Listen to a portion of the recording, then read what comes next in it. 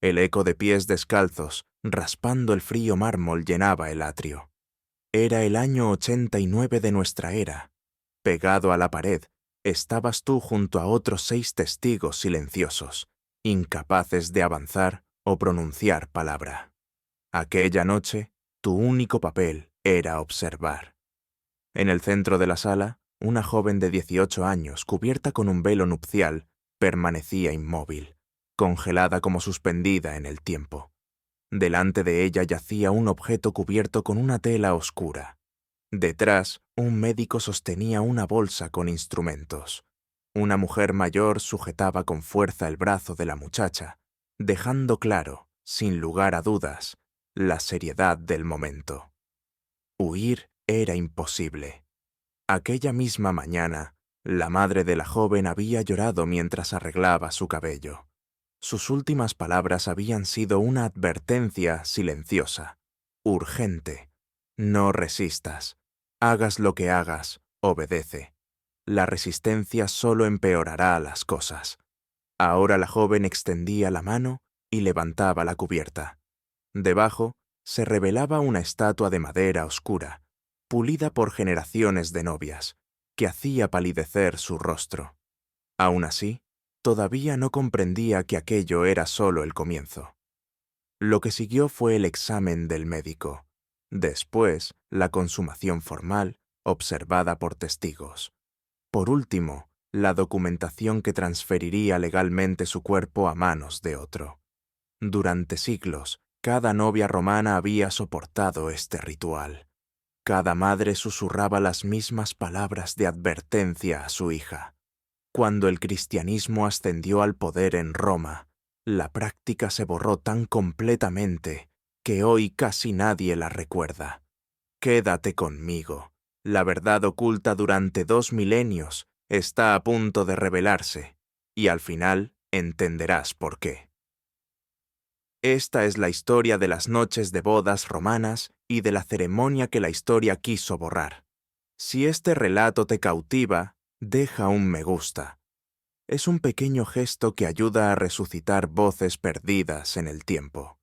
Ahora volvamos al atrio. De vuelta a la joven con el velo. De vuelta al momento antes de que todo cambiara. Su nombre era Flavia Tursa, 18 años, hija de un funcionario romano menor que había pasado 3 años organizando esta unión. Su prometido era Marcus Petronius Rufus, un comerciante de grano de 43 años, lo bastante acomodado como para ser relevante, lo bastante influyente como para importar. Flavia lo había visto solo 3 veces antes de aquel día. El amor no tenía cabida allí. El afecto era irrelevante.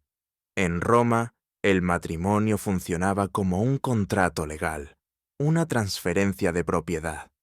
Era la unión de familias, registrada y atestiguada, semejante a vender tierras o ganado, y Flavia misma era la propiedad que se trasladaba. La procesión de la mañana tenía su propia belleza formal. Llevaba el velo de color llamativo prescrito por la costumbre, su cabello trenzado en 6 mechas sujetas con cintas de lana, tal como la tradición exigía. En el templo, los sacerdotes sacrificaban una oveja y examinaban sus entrañas. Los presagios eran favorables.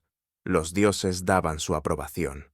Su padre firmaba los contratos utilizando la fórmula antigua que hacía que el matrimonio fuera legalmente vinculante. Flavia pronunciaba las palabras rituales que innumerables novias habían dicho antes que ella. Ubi tu Gaius, ego Gaia. Donde tú eres Gallo, yo soy Gaia.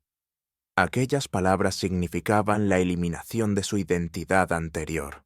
Legalmente, ya no existía como ella misma. Ahora pertenecía a su esposo. Sin embargo, la ceremonia del templo era solo el inicio legal. ¿Qué la esperaba al final de la procesión iluminada por antorchas? En una casa en la que nunca había entrado, donde los testigos ya estaban presentes. Allí tendría lugar la verdadera transformación. Mientras la procesión avanzaba, las multitudes en la calle cantaban. No himnos, no bendiciones, sino canciones obscenas y explícitas que describían con detalle lo que la noche traería. Los jóvenes gritaban sugerencias que la hacían arder bajo el velo. Mujeres mayores reían, lanzándole nueces sobre el vestido, un ritual de fertilidad que se sentía como burla.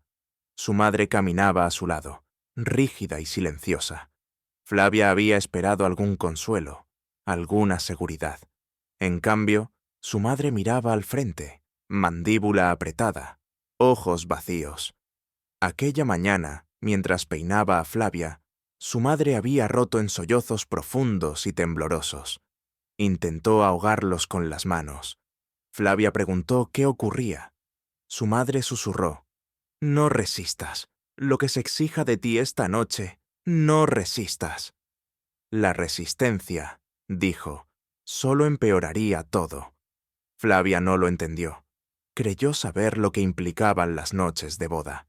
Se había preparado para el dolor, para la mecánica de todo, pero no estaba lista para lo que realmente le aguardaba. La procesión llegó a la casa de Marcus Petronius Rufus cuando el crepúsculo ya había desaparecido por completo. La puerta estaba decorada con lana y vegetación. 2 antorchas señalaban la casa como el lugar donde la unión sería consumada legalmente. Su esposo esperaba. Más allá de él, figuras se movían a la débil luz de las lámparas. Eran demasiadas para un momento privado de novios. Marcus la levantó sobre el umbral, un gesto tradicional, pues se consideraba de mala suerte que una novia tropezara al entrar en su nuevo hogar. Sin embargo, el acto tenía un significado más antiguo, recordando tiempos en los que las mujeres eran llevadas a la casa de sus esposos, voluntaria o involuntariamente. La puerta se cerró tras ella, y Flavia vio finalmente a toda la asamblea en el atrio. Cuéntalos, una mujer mayor con ropajes formales, la pronuba, encargada de supervisar los eventos y testificar si el matrimonio fuera impugnado. Un sacerdote, cuya afiliación era incierta, con el rostro medio oculto por las sombras. 3 esclavas cargando cubetas de agua y paños frescos. Un hombre mayor con una bolsa de cuero a sus pies, con instrumentos visibles a través de la abertura. En la esquina se encontraba una estructura de madera de casi 1,20 metros de altura, cubierta con una tela oscura que ocultaba su forma.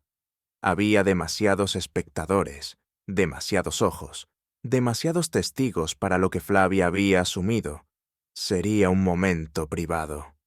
La pronuba dio un paso adelante, tomando sus manos con un agarre firme.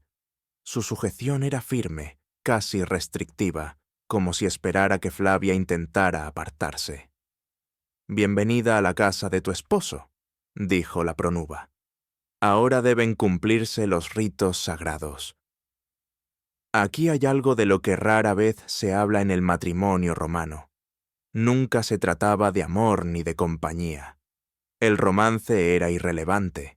El matrimonio era una transacción legal, la transferencia de propiedad, registrada y atestiguada, igual que la venta de tierras o de un barco.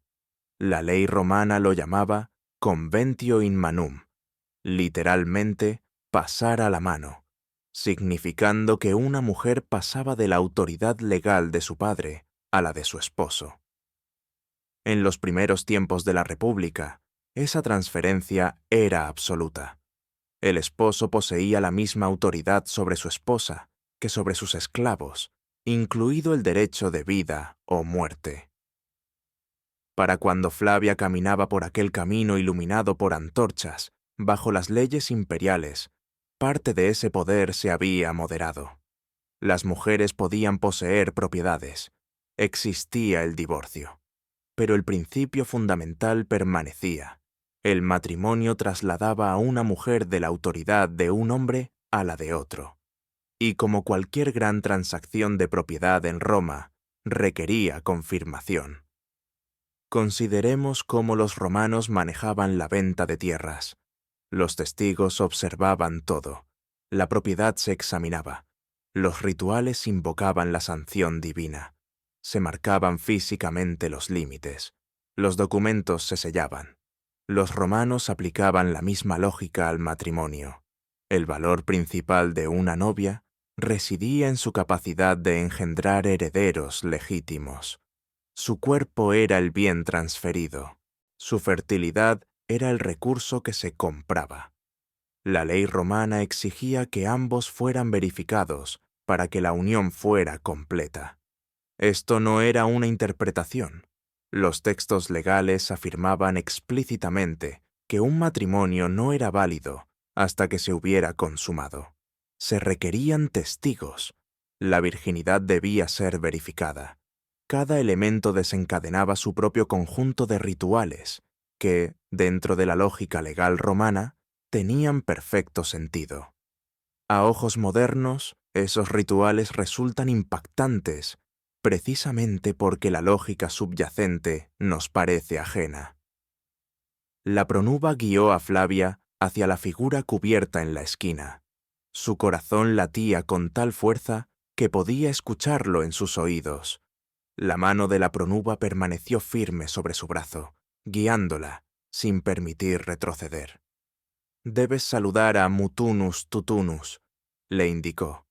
«Pide su bendición antes de que tu esposo se acerque. Ofrécete tal como exige la tradición». Las manos de Flavia temblaban al levantar la tela. Debajo estaba la figura de madera, oscura y pulida por generaciones de uso. Tenía un detalle anatómico, un falo. No era un amuleto infantil, no era un adorno de jardín. La figura estaba construida con intención, modelada para un propósito que se volvió horriblemente claro cuando la pronuba explicó el ritual. Mutunus Tutunus era el dios romano de la fertilidad y de la iniciación sexual. Aparece mencionado en varias fuentes antiguas, siempre brevemente y con evidente incomodidad. Para el siglo V, cuando el cristianismo dominaba Roma, San Agustín escribió sobre la práctica con indignación. Las novias romanas debían sentarse sobre el falo de madera de Mutunus Tutunus, como parte de su deber sagrado antes de la consumación con sus esposos. Testigos presenciaban el ritual. Aunque hostil, el relato de Agustín concuerda con fragmentos de textos paganos anteriores. Lactancio calificaba la práctica de tan vergonzosa que nombrarla ya era impuro. Arnovio ofreció el relato más detallado, describiendo a las novias montando el emblema del dios mientras sus esposos observaban.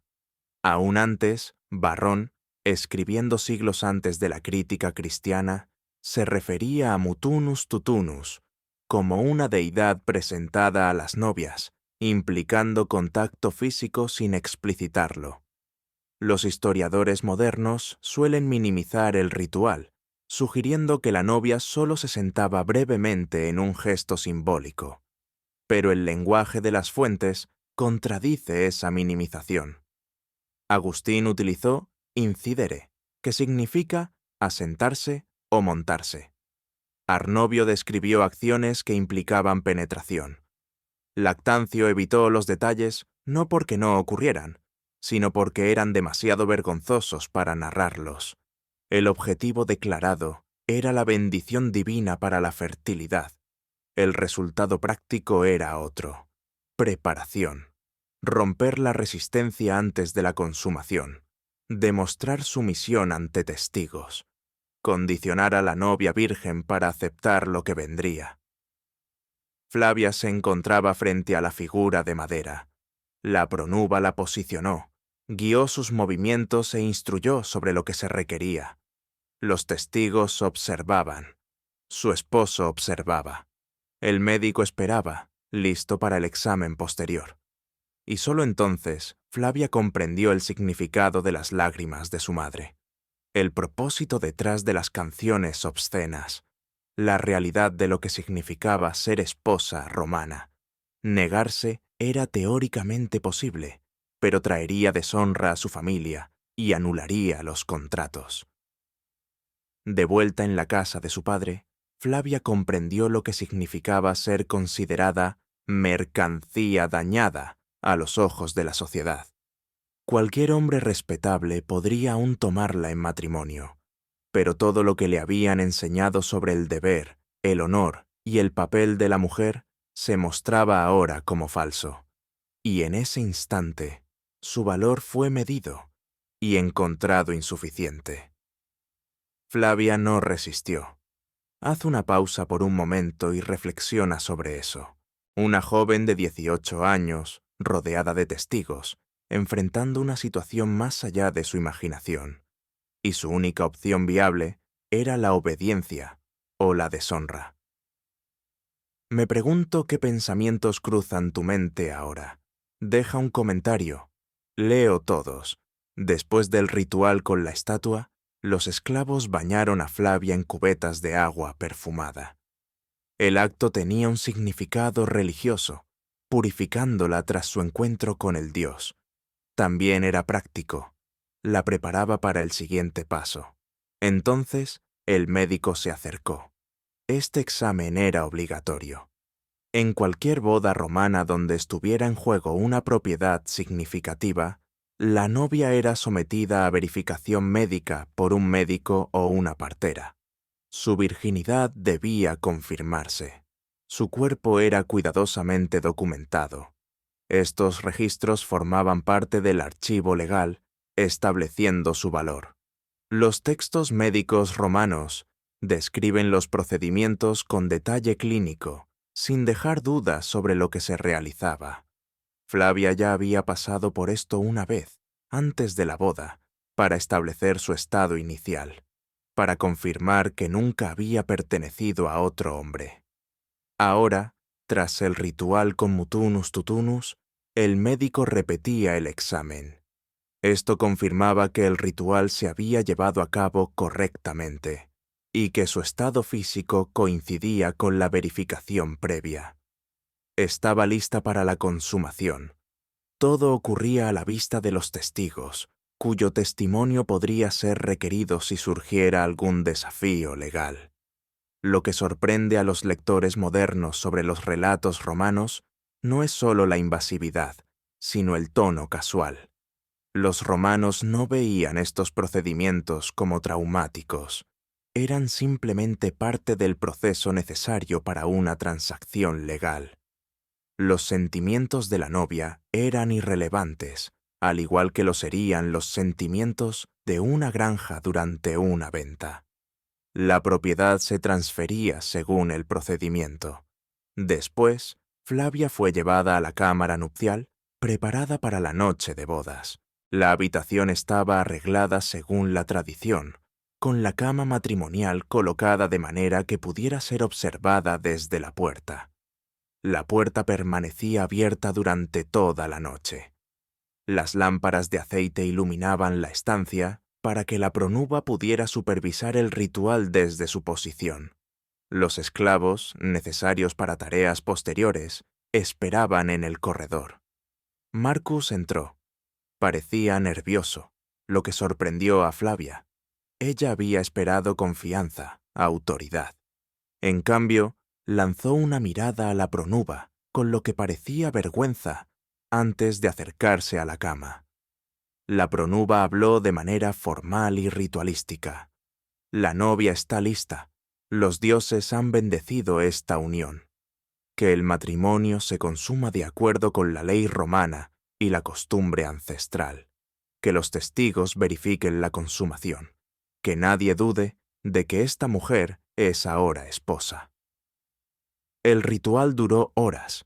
La pronuba observaba, guiando ocasionalmente las acciones, asegurándose de que la consumación cumpliera con los requisitos legales. La puerta permanecía abierta. Los sonidos llegaban al corredor, donde esperaban los esclavos. Lo que ocurría en esa cama era semipúblico, un ritual de verificación que aseguraba que ninguna parte de la transferencia de propiedad pudiera ser impugnada más tarde. Al amanecer, el médico regresó para una inspección final. Esto confirmó que la consumación había tenido lugar, marcando la transformación de Flavia de virgen a esposa. Los hallazgos fueron documentados. La pronuba testificó formalmente sobre lo que había observado. Legalmente, Flavia Tursa se había convertido en esposa romana. Vivió otros 40 años, tuvo 4 hijos, 2 varones, 2 mujeres, administró su hogar con competencia, participó en festivales, honró a los dioses y cumplió con todos los deberes esperados de una matrona romana. Pero nunca hablaría de su noche de bodas, ni con amigas, ni con hermanas, ni siquiera con sus hijas cuando se organizaran sus matrimonios. ¿Qué había que decir? Era tradición, la manera en que siempre se había hecho. Los requerimientos de una esposa romana exigían su silencio. Esto no era inusual, era universal. Las mujeres romanas no escribían sobre sus noches de bodas. Los hombres romanos rara vez registraban lo que presenciaban. Los rituales estaban tan arraigados en la vida cotidiana que describirlos parecía innecesario, como describir cómo se respira. Todos lo entendían. Nadie hablaba de ello. Reconstruir estas prácticas depende de fragmentos. Textos cristianos hostiles que condenan ritos paganos, referencias legales oscuras, descripciones médicas torpes y evidencias arqueológicas que solo tienen sentido cuando se comprende su propósito.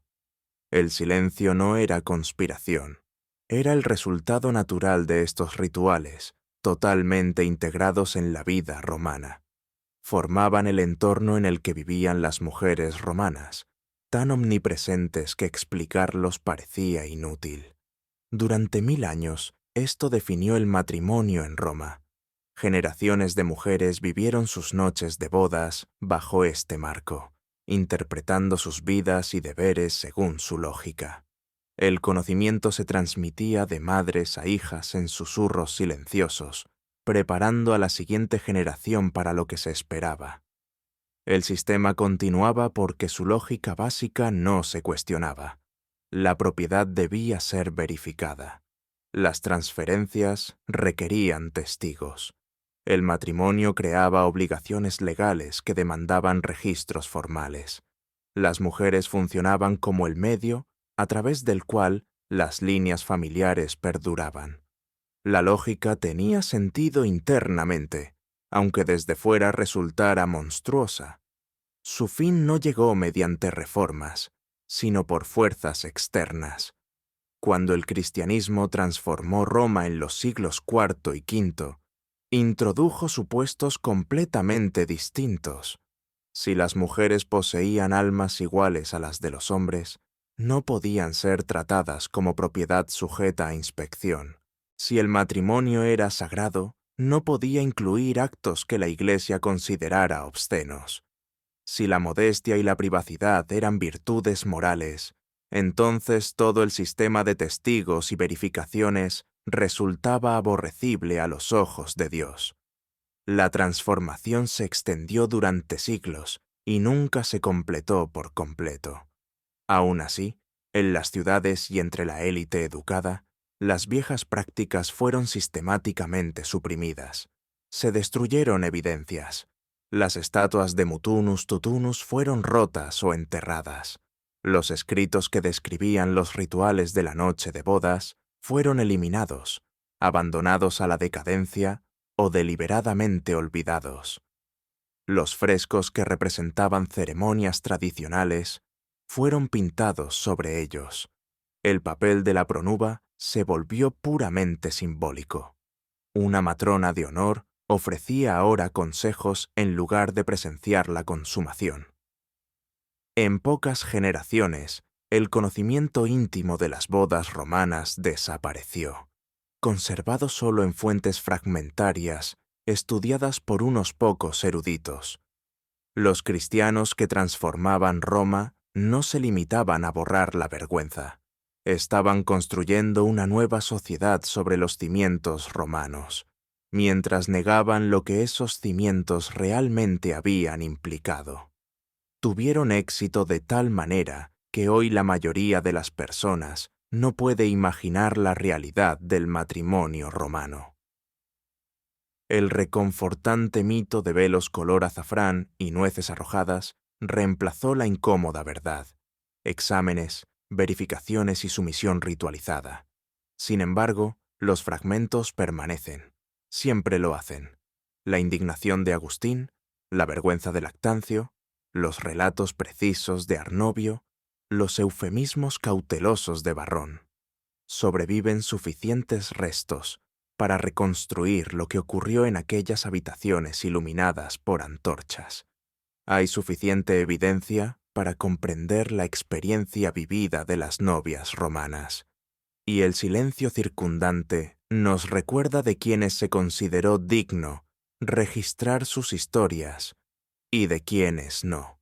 Flavia Tersa murió alrededor del año 131 de nuestra era, aproximadamente a los 60 años, habiendo sido esposa durante más de 40.